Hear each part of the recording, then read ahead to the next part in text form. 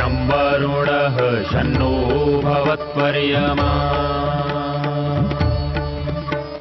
शन्न इन्द्रो बृहस्पतिः शन्नो विष्णुरुक्रमः ॐ शान्ति शान्ति शान्तिः।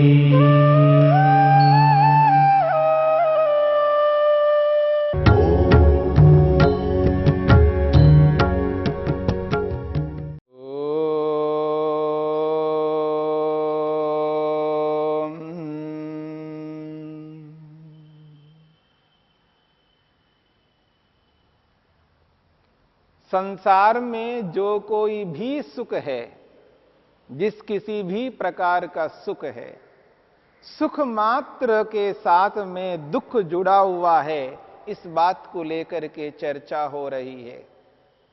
सांसारिक समस्त सुखों के साथ साथ दुख जुड़ा हुआ है। कोई ऐसा सुख नहीं है जिसके साथ दुख जुड़ा हुआ ना हो।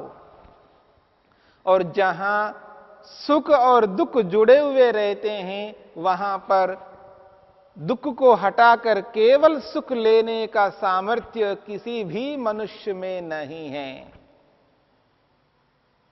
इसलिए महर्षि पतंजलि ने स्पष्ट किया है, सर्वं दुःखमेव विवेकिनः।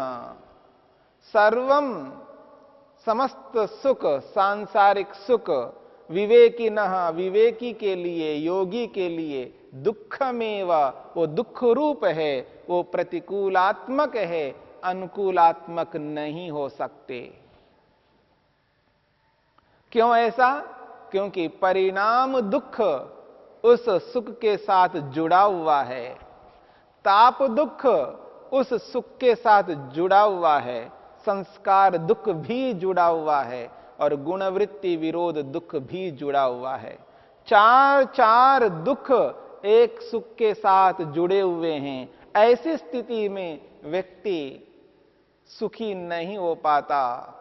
जिस सुख के साथ में चार चार दुख हो, वो सुख क्या भला, वो सुख ना हो करके वो दुख रूप है। इसलिए विवेकी व्यक्ति के लिए, योगाभ्यासी व्यक्ति के लिए, योगी के लिए सांसारिक सुख को भी दुख रूप अनुभव करने का उपदेश किया जा रहा है। यदि वो ऐसा अनुभव नहीं करता तो इस संसार से उभर नहीं सकता, सांसारिक सुखों में ही लगा रहेगा। वो मुक्ति के लिए, मोक्ष के लिए प्रयास नहीं कर पाएगा, वो ईश्वर को प्राप्त नहीं कर पाएगा, आत्मा परमात्मा संबंधी ज्ञान को प्राप्त नहीं कर पाएगा, समाधि नहीं लगा पाएगा। समाधि लगाने के लिए, आत्मा परमात्मा का साक्षात्कार करने के लिए, मुक्ति मोक्ष को पाने के लिए यह आवश्यक है कि सांसारिक सुख के साथ में दुख का अनुभव करना, सुख के साथ साथ चार चार दुखों को जुड़े हुए देखना, यह आवश्यक है। इसके बिना व्यक्ति संसार के सुखों से उभर करके ईश्वरीय आनंद की ओर अग्रसर नहीं हो सकता। इस बात को समझने के लिए ही महर्षि पतंजलि ने यहां पर साधन पाद के 15वें सूत्र में स्पष्ट किया है, परिणाम ताप संस्कार दुःखै गुणवृत्ति विरोधाच्च दुःखमेव सर्वं विवेकिनः। विवेकी के लिए समस्त सांसारिक सुख दुख रूप ही है, क्योंकि उनमें चार प्रकार के दुख मिले हुए हैं। केवल सुख संसार में नहीं है। सांसारिक कोई भी सुख ऐसा नहीं है वहां केवल सुख हो, उसके साथ चार दुख मिले हुए ना हो। इस बात को समझने की चेष्टा करनी है। और जब व्यक्ति संसार में सुख का अनुभव करता है तो उसके साथ राग जुड़ा हुआ रहता है, और जब व्यक्ति संसार में दुख का अनुभव करता है तो उसके साथ द्वेष जुड़ा हुआ रहता है। और महर्षि वेदव्यास कहना चाहते हैं मुह्यति च, वो मोहग्रस्त होता है, मोह को भी उत्पन्न करता है। जैसे राग को उत्पन्न करता है, द्वेष को उत्पन्न करता है, वैसे मोह को भी उत्पन्न करता है, मोहग्रस्त होता है। क्यों ऐसा होता है? क्योंकि जो अनित्य पदार्थ है, जो उत्पन्न पदार्थ है, उस उत्पन्न पदार्थ को नित्य मानने लगता है। उत्पन्न पदार्थ को जब नित्य मानता है तो मोह से ग्रस्त हो जाता है। जो अशुद्ध पदार्थ है, मलिन युक्त है, अपवित्र पदार्थ है, उसको जब शुद्ध पवित्र मानने लगता है, अशुद्ध को शुद्ध मानने लगता है, तब वो मोहग्रस्त हो जाता है। मुह्यति,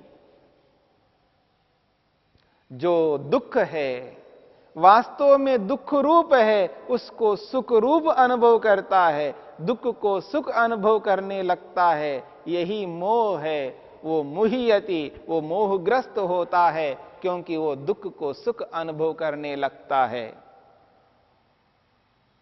और जो जड़ पदार्थ है, उस जड़ पदार्थ को चेतन अनुभव करने लगता है। जड़ को चेतन मानना ही मोह से ग्रस्त होना है। मुह्यति, वो मोह से ग्रस्त हो गया है। इसलिए महर्षि वेदव्यास कहना चाहते हैं तथा च, उसी प्रकार जिस प्रकार सुख के अनुभव के साथ वो राग से युक्त होता है, तथा च उसी प्रकार द्वेष्टि दुख साधनानि, दुख के साधनों के प्रति द्वेष करता है। ठीक उसी प्रकार से मुह्यति च, वो मोह से ग्रस्त होता है, क्योंकि वो अनित्य को नित्य मानता है, वो अशुद्ध को शुद्ध मानता है, वो दुख को सुख मानता है और जड़ को चेतन मानता है। मुह्यति च, वो मोहग्रस्त हो जाता है। द्वेष मोह कृतो अपि अस्ति कर्माशया, फिर उस द्वेष से, उस मोह से उत्पन्न कर्माशय भी बनता है। व्यक्ति कर्माशय को उत्पन्न करता है। द्वेषज कर्माशय, मोहज कर्माशय और रागज कर्माशय, ये तीन प्रकार के कर्माशयों को लगातार उत्पन्न करता हुआ जाता है व्यक्ति। और इन तीनों कर्माशयों से युक्त होने के कारण से ही व्यक्ति को बार बार जन्म लेना होता है। और जैसा जन्म लेता है, जिस जाति को वो प्राप्त होता है, अर्थात जिस योनि को वो प्राप्त करता है, उसके अनुरूप उसको वैसी वैसी आयु प्राप्त होती है। और जैसी जैसी योनि होगी, उसके अनुरूप वैसा वैसा भोग उसको प्राप्त हो रहा होता है। और ये सिलसिला, ये श्रृंखला निरंतर चलती रहती है, ये रुकती नहीं है। इसको रोकने के लिए ही योग का उपदेश किया है। जब व्यक्ति योग को अपनाता है और उस संसार में मिलने वाला जो कोई भी सुख है, उस सुख को सुख ना मानो, उस सुख के साथ चार चार दुख जुड़े हुए हैं, उन दुखों को अनुभव करो, एहसास करो, तब जाकर के इस संसार से ऊपर उभर सकता है व्यक्ति। अन्यथा इस संसार से उभरना अत्यंत कठिन है। और इस संसार में जो कोई भी व्यक्ति भोग प्राप्त करता है, जिसे हम भोग कहते हैं, वो भोग बिना कुछ ऐसा किए उत्पन्न नहीं हो सकता। क्या करता है व्यक्ति भोग को पाने के लिए? महर्षि वेदव्यास ने किसी ऋषि का प्रमाण देते हुए कहते हैं, तथा चोक्तम, ऐसा ही कहा है, न अनुपहत्य भूतानि भोगः संभवति। बहुत बड़ी बात कही जा रही है। वो कहते हैं न अनुपहत्य, बिना दूसरों को दुख दिए, बिना दूसरों को कष्ट दिए, बिना दूसरों की हिंसा किए, भोगः न संभवति, भोग उत्पन्न नहीं होता, यानी भोग प्राप्त नहीं हो सकता। अब देखिएगा, जो भी व्यक्ति भोग को प्राप्त कर रहा है, वो भोग बिना दूसरों को कष्ट दिए प्राप्त नहीं हो सकता, इससे बच नहीं सकता व्यक्ति। यानी न अनुपहत्य, दूसरों को दुख दिए बिना, कष्ट दिए बिना, पीड़ा दिया बिना व्यक्ति को भोग कभी प्राप्त हो ही नहीं सकता। इस बात को लेकर के गंभीरता से हमें विचार करना है, समझना है। जो व्यक्ति सांस ले रहा है, उसके माध्यम से भी न जाने कितने प्राणियों को दुख देता है, वो दिखाई नहीं देते, पर दुख तो दिया जा रहा है।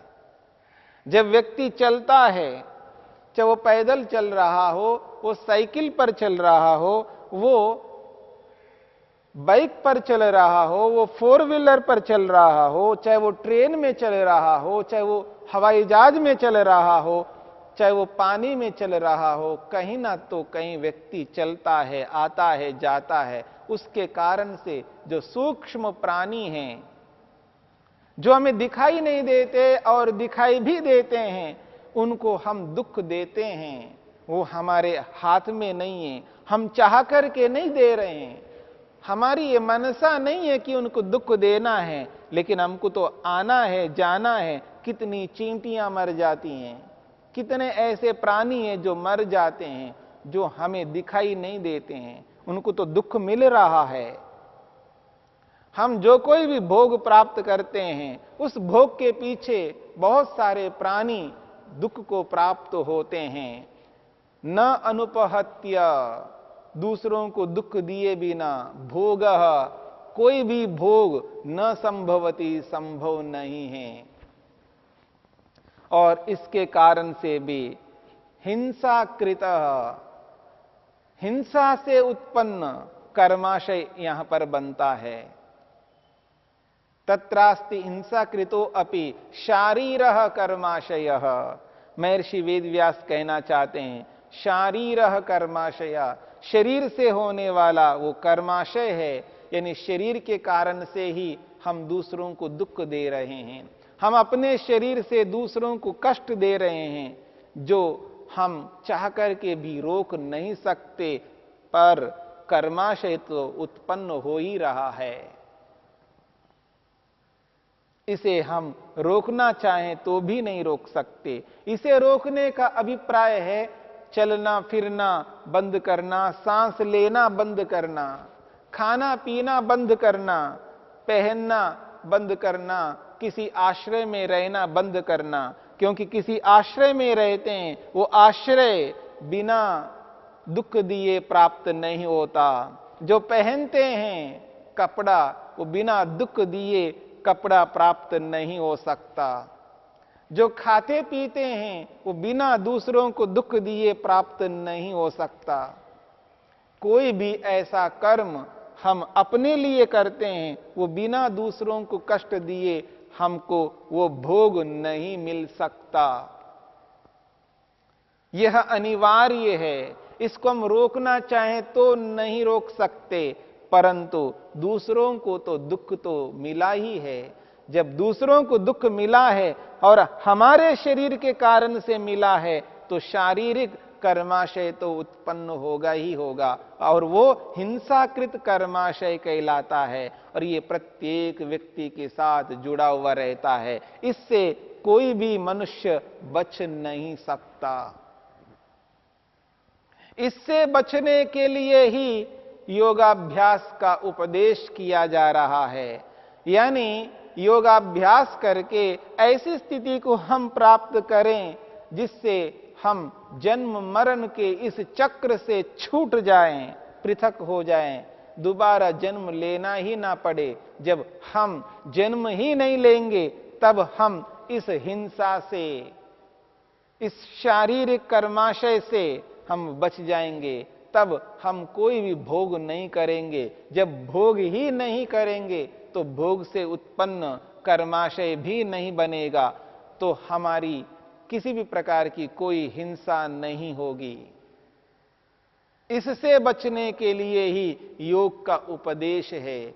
योग का संदेश है। इसी योग को समझने का प्रयत्न करना। कोई भी व्यक्ति अन्य प्राणी को दुख दिए बिना किसी भी प्रकार का भोग प्राप्त नहीं कर सकता।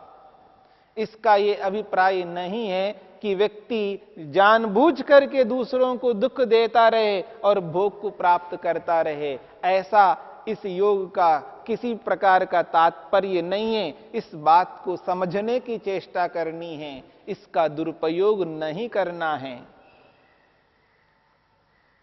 महर्षि वेदव्यास कहना चाहते हैं, दूसरों को दुख दिए बिना भोग प्राप्त नहीं होता। इसका दुरुपयोग करके दूसरों को आप मार काट करते रहो जानबूझ करके, और दूसरों को जानबूझ करके दुख दे करके, दूसरों के पदार्थों को छीन करके, दूसरों की जमीन को लेकर के, मकान को लेकर के, अन्य साधनों को लेकर के आप उपभोग करो, ये इसका अभिप्राय बिल्कुल नहीं है। सबके साथ न्यायपूर्वक व्यवहार करना है, ऐसा कोई गलत व्यवहार नहीं करना है। ये इस बात को समझ करके चलना है। परंतु यहां जो बात कही जा रही है उसके लिए कही जा रही है, जो कि आपको चलना होगा। किसी अच्छे कार्य के लिए हम अच्छे उत्तम कर्मों को करने के लिए हम प्रस्थान करते हैं, आते हैं, जाते हैं। उस आने जाने में, अनजाने में हमसे दूसरे को कष्ट दिया जाता है। जब हम चलते हैं, सड़क पर चलते हैं, मार्ग पर चलते हैं, वहां कितनी चींटियां, कितने सूक्ष्म प्राणी हैं जो हमें दिखाई नहीं देता है। हम उसे बचाना भी चाहें तो नहीं बचा सकते, हमारे हाथ में नहीं है। ऐसा जो हम कोई दूसरे को कष्ट देते हैं, उसके लिए यहां पर कहा जा रहा है, इस प्रकार का कष्ट दिए बिना हम किसी भी प्रकार के भोग को उत्पन्न नहीं कर सकते, किसी भी प्रकार के भोग को प्राप्त नहीं कर सकते। इस बात को लेकर के यहां पर कहा जा रहा है, ये अपरिहार्य है, इसके बिना हम जी नहीं सकते। इसका दुरुपयोग करता हुआ व्यक्ति जानबूझ करके किसी को मारने लग जाए, किसी को मार करके छीनने लग जाए, ऐसा कोई भोग किसी भी व्यक्ति को प्राप्त नहीं करना है। ऋषियों का ये मंतव्य नहीं है। और इन वाक्यों का दुरुपयोग किसी भी व्यक्ति को नहीं करना है। अगर ऐसा करता है वो अत्यंत पापी माना जाएगा, वो दंडनीय होगा, उसको अत्यंत दंड मिलेगा और उसको वो झेल नहीं पाएगा। अगर किसी मनुष्य से वो बच जाएगा, लेकिन वो ईश्वर से कभी नहीं बचेगा। इस बात को लेकर के हमें समझना है, जानना है। महर्षि वेदव्यास कहना चाहते हैं कि शारीरिक हिंसा जब होती है उससे भी कर्माशय उत्पन्न होता है। जहां शारीरिक हिंसा होगी तो वहां वाचनिक हिंसा भी होगी, वहां मानसिक हिंसा भी होगी। इन समस्त हिंसाओं से हमें बचना है। बच करके इस संसार से ऊपर उभरने के लिए योग को अपने जीवन में धारण करना है। इसी के लिए योग का उपदेश है।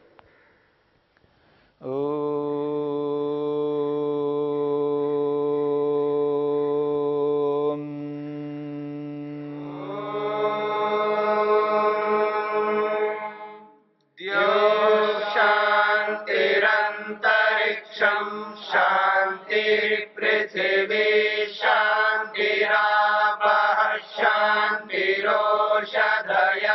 शांतिः वनस्पतयः शांतिर्विश्वे देवा शांतिर्ब्रह्म शांति सर्वं शांति शांतिरेव शांति शांति